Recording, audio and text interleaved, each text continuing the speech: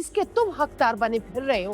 तुम्हारे बाप ने कितनी मेहनत और दिन रात एक करके कामयाबी हासिल की है। माना उन्होंने बहुत मेहनत की है। सो डैड ने मेरे लिए कुछ भी करके मुझ पे एहसान नहीं किया। एहसान ही तो किया है, लेकिन एक एहसान फरामोश इंसान को कभी इस बात का एहसास नहीं होगा।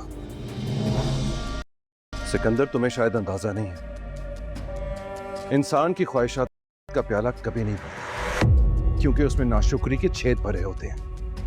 बेटा शायर हो गया है आपका। मुबारक हो इतनी बड़ी कामयाबी।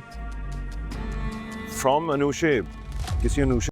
समझ में आया मुझे, तुम मुझसे झूठ बोल रहे हो। अब मुझे नजर आने लगा है क्यों तुम मुझसे छुपते फिरते हो, क्यों तुम मुझसे दूर दूर रहते हो, क्यों तुम्हें मुझसे कोई औलाद नहीं चाहिए। मिस्टर सिकंदर, मैं तुम्हें इतना उलझा दूंगी कि तुम समझ ही नहीं पाओगे कि तुम्हारे साथ हो क्या रहा है।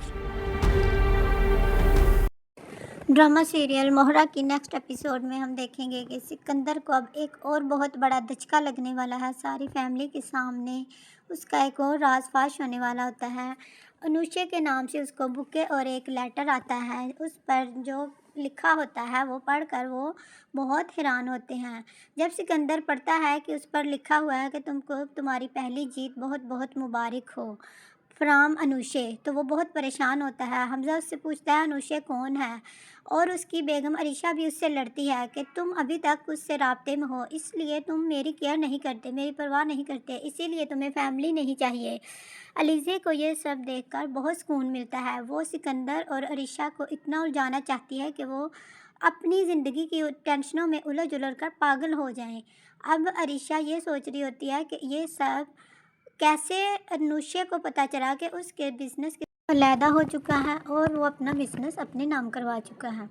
दूसरी तरफ अलीज़े ने हनान के ऑफ़र की गई जॉब और उसका शेयर का हिस्सा डालने के लिए हाँ कर दी होती है और वो मान जाते हैं, और जिससे हनान की बेगम और उसका साला बहुत खुश होते हैं, और उसकी बेगम भी खुश होती हैं कि चलो हमें ये अपार्टमेंट 10% पर ही मिल गया।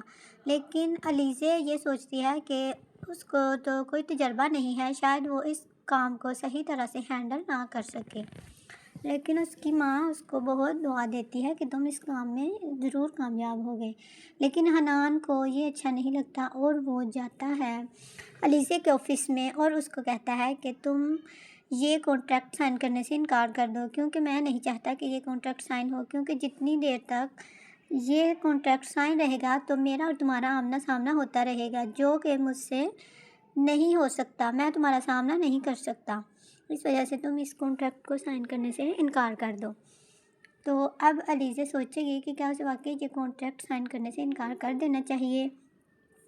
दूसरी तरफ अरमीन और अरीशा जो है वो दोनों बहुत परेशान होती हैं अलीज़े की वजह से कि वो उसको जितना घर से निकालने की प्लानिंग करती हैं उसके पाँव उतने ही मजबूत होते जा रहे हैं और वो घर से निकलने का नाम नहीं ले रही। दूसरी तरफ अरीशा की जो माँ है वो भी उसको समझाती है कि तुम्हें टेंशन लेने की ज़रूरत नहीं, वो हैंडल कर लेगी सारा कुछ।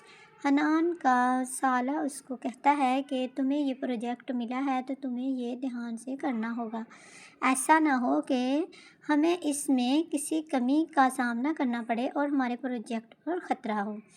लेकिन अरीशा इस बात पर बज़िद होती है कि सिकंदर ने अभी तक अनुषे से रब्ता रखा हुआ है और वो चाहती है कि वो सिकंदर से ये सारा कुछ पूछे। लेकिन सिकंदर कहता है कि मुझे इस बात के बारे में कुछ भी नहीं पता और मैं नहीं जानता कि वो कहाँ है या नहीं।